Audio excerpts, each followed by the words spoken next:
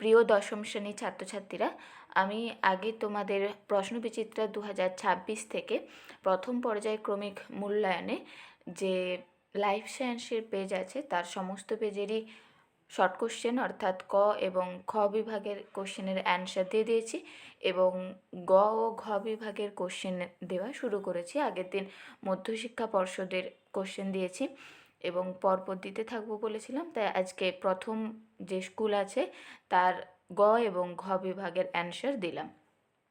চলো তাহলে শুরু করা যাক।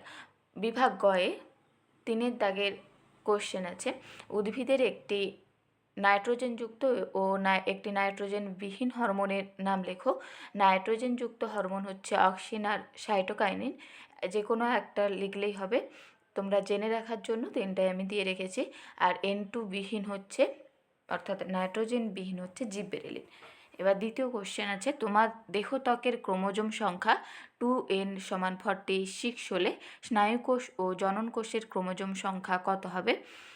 এখানে 2n = 46 দিয়েছে, অর্থাৎ n সমান হবে 46/2 = 23। দেখো, স্নায়ুকোষের ক্রোমোজোম সংখ্যাও ডিপ্লয়েড হয়, অর্থাৎ 2n হয়, অর্থাৎ 46 হবে। আর জননকোষের ক্রোমোজোম সংখ্যা জননকোষে n হয়, হ্যাপ্লয়েড হয়, অর্থাৎ 23 হবে। কোষ বিভাজনে ইন্টারফেজ দশার গুরুত্ব উল্লেখ করো। ইন্টারফেজ দশায় কোষের সাইটোপ্লাজমে কোষ বিভাজনের জন্য প্রয়োজনীয় পদার্থ যেমন প্রোটিন, উৎসেচক, আরএনএ ইত্যাদি সংশ্লেষ ঘটে এবং এস দশায় প্রতিটি কোষের ডিএনএ রেপ্লিকেশনের মাধ্যমে দ্বিগুণ হয়, আর এই দশায় কোষের সাইটোপ্লাজমে কোষ অঙ্গাণুর সংখ্যা বৃদ্ধি পায়।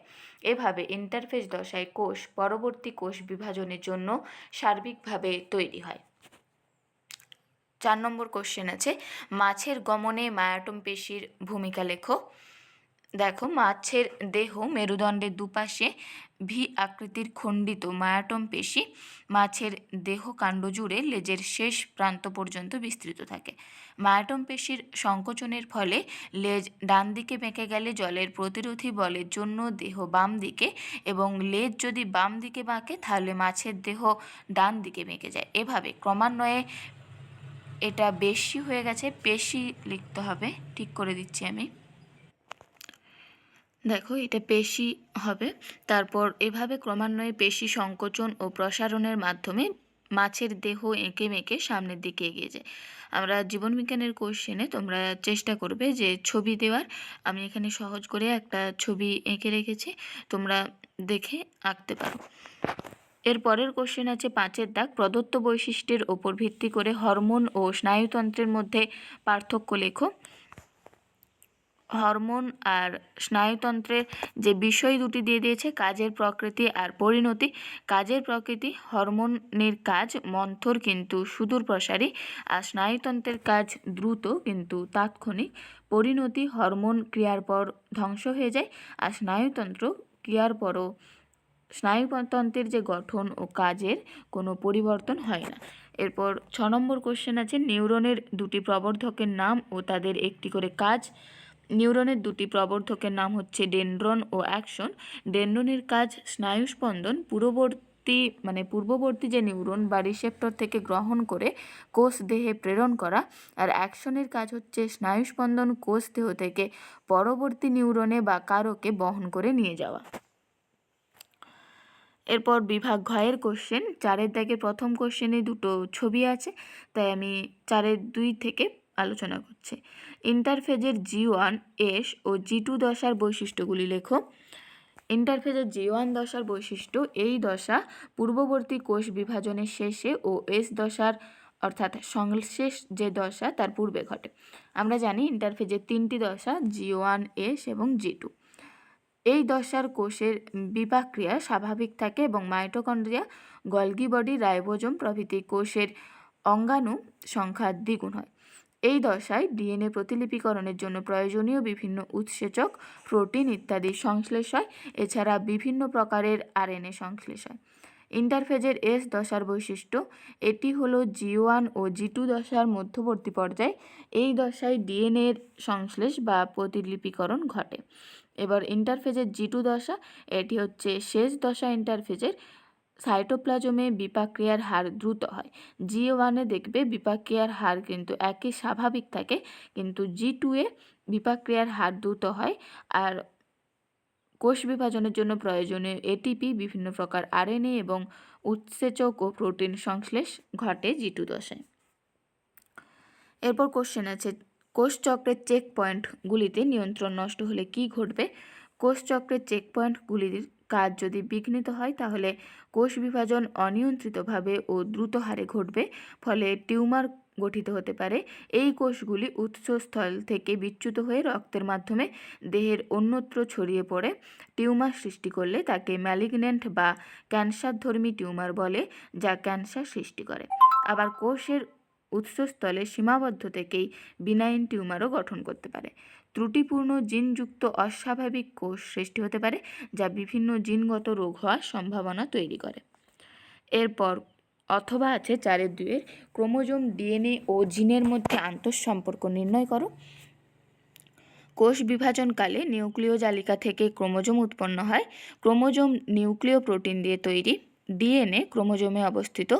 ডিএনএর প্রোটিন সংশ্লেষের সংকেত বহনকারী নির্দিষ্ট অংশ হল জিন, যা জীবের বিভিন্ন চারিত্রিক বৈশিষ্ট্য প্রকাশে সাহায্য করে। সুতরাং ক্রোমোজোম, ডিএনএ ও জিন পরস্পরের সাথে সম্পর্কিত। আর নিউক্লিয় জালকের মধ্যে ক্রোমোজোমে থাকে ডিএনএ, আবার ডিএনএর মধ্যেই থাকে জিন।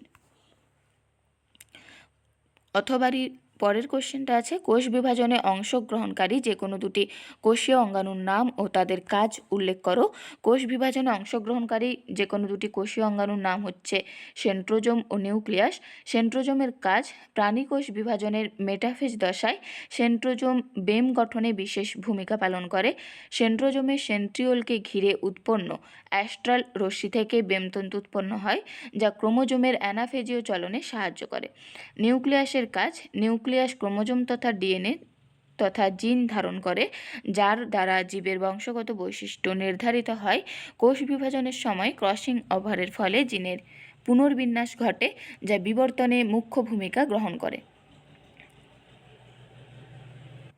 এরপর দেখো 4-3 মানুষের প্রদত্ত কঙ্কাল পেশিগুলির সংকোচনের ফলে কী কী ঘটে তা ব্যাখ্যা করো।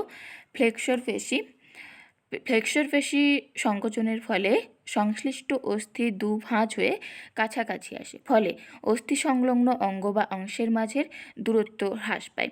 আর এক্সটেনসর পেশি সংকোচনের ফলে সংশ্লিষ্ট অস্থির মাঝের দূরত্ব বৃদ্ধি পায়। দেখো এক্সটেনশন হচ্ছে অর্থাৎ বৃদ্ধি পাচ্ছে, ফলে অস্থি সংলগ্ন অংশ বা অঙ্গ প্রসারিত হয় ও একে অপরের থেকে দূরে সরে যায়। আর অ্যাবডাক্টর পেশি সংকোচনের ফলে দেহ অক্ষ থেকে দেহ অঙ্গগুলি দূরে সরে যায়। এরপর আছে মেনিনজেস কি, এর কাজ উল্লেখ করো। কেন্দ্রীয় স্নায়ুতন্ত্র অর্থাৎ মস্তিষ্ক এবং সুষুম্নাকাণ্ড যে ত্রিস্তরযুক্ত গোলাকার আবরণী দ্বারা যুক্ত থাকে তাকে মেনিনজেস বলে। মেনিনজেস মস্তিষ্ক ও সুষুম্নাকাণ্ডকে বাইরের আঘাত ও জীবাণুর সংক্রমণের হাত থেকে রক্ষা করে। এরপর আছে উপযুক্ত উদাহরণের দ্বারা হরমোনের ফিডব্যাক নিয়ন্ত্রণ রেখাচিত্রের সাহায্যে দেখাও। দেখো, বেশিরভাগ ক্ষেত্রে কোনো একটি হরমোনের ক্ষরণ ও কাজ অপর একটি গ্রন্থির ক্ষরণ দ্বারা নিয়ন্ত্রিত হয়, একে ফিডব্যাক নিয়ন্ত্রণ বলে। যেমন পিটুইটারি TSH থাইরয়েড গ্রন্থিকে উদ্দীপিত করে থাইরক্সিন ক্ষরণে সাহায্য করে, আর থাইরক্সিন যদি বেশি ক্ষরিত হয় তাহলে পিটুইটারি TSH ক্ষরণ বাধাপ্রাপ্ত হয় অর্থাৎ কমে যায়। দেখো, এখানে যে রেখাচিত্রের সাহায্যে দেখাতে বলেছে, রক্তে থাইরক্সিনের মাত্রা একদিকে দেখো যদি বৃদ্ধি পেলে হয়, একদিকে হ্রাস পেলে কী হয় লিখেছি। যদি বৃদ্ধি পাই তাহলে নেগেটিভ ফিডব্যাক পাঠাই হাইপোথ্যালামাসকে, তাহলে হাইপোথ্যালামাস থেকে TRH অর্থাৎ TRH যে আছে তার ক্ষরণ হ্রাস পায়, আর পিটুইটারি থেকে TSH ক্ষরণও হ্রাস পায়। এর ফলে TSH মানে থাইরয়েড স্টিমুলেটিং হরমোন, আর TRH মানে thyroid releasing hormone, thyroxine releasing hormone, আর এটা থাইরক্সিন স্টিমুলেটিং হরমোন দিয়ে থাইরয়েড গ্রন্থি থেকে থাইরক্সিন ক্ষরণও কম হচ্ছে। আর যদি রক্তে থাইরক্সিনের মাত্রা হ্রাস পায় তাহলে পজিটিভ ফিডব্যাক পাঠায় দিয়ে হাইপোথ্যালামাস থেকে TRH ক্ষরণ বৃদ্ধি পায়। এবার পিটুইটারি থেকেও ফলে TSH ক্ষরণ বৃদ্ধি পাবে, আবার থাইরয়েড গ্রন্থি থেকেও থাইরক্সিন ক্ষরণ বৃদ্ধি পাবে। এরপর যে হরমোন আছে তার ক্রিয়া দিয়েছে, কি হরমোন বলেছে। প্রথমে কয়ে আছে দেখো, স্ত্রী দেহে কর্পাস লিউটিয়ামের বৃদ্ধি ও প্রজেস্টেরন হরমোন ক্ষরণে উদ্দীপনা যোগায় হবে লেউটিনাইজিং হরমোন বা এলএইচ। ক্ষয়েরটা উদ্বেগজনিত কারণে রক্তচাপ বৃদ্ধি পায়। উদ্বেগ, আবেগ এগুলো যদি থাকে তাহলে সেটা নিয়ন্ত্রণ করে অ্যাড্রিনালিন হরমোন। গয়েরটা থাইরয়েড গ্রন্থির বৃদ্ধি ও থাইরয়েড কলার আয়োডিন গ্রহণকে নিয়ন্ত্রণ করে থাইরক্সিন হরমোন। আর ঘয়েরটা অশর্করা যেমন প্রোটিন ও ফ্যাট থেকে নিউ গ্লুকোজেনেসিস পদ্ধতিতে গ্লুকোজ সংশ্লেষে সাহায্য করে গ্লুকাগন। দেখো, গ্লুকোজ সংশ্লেষ করে গ্লুকাগন, আর ইনসুলিন কিন্তু গ্লুকোজ সংশ্লেষে বাধা দেয়। তো আজকে প্রথম স্কুলে যে কোশ্চেন তার অ্যান্সার দেওয়া হলো। এর শর্ট কোশ্চেনের অ্যান্সার আগেই দেওয়া আছে, আমি দিয়ে রাখবো, এই ভিডিও ডেসক্রিপশন লিঙ্কেও দিয়ে রাখবো, বা তোমরা প্লেলিস্ট চেক করলেও আগের ভিডিও পেয়ে যাবে। এবং পরপর আমি এইভাবেই দিতে থাকবো, তাই তোমাদের সুবিধা যদি হয় তাহলে সাবস্ক্রাইব করে রেখো পরের ভিডিও তাড়াতাড়ি পাওয়ার জন্য বা খুঁজে পাওয়ার জন্য। চলো আজকে তাহলে এই পর্যন্তই।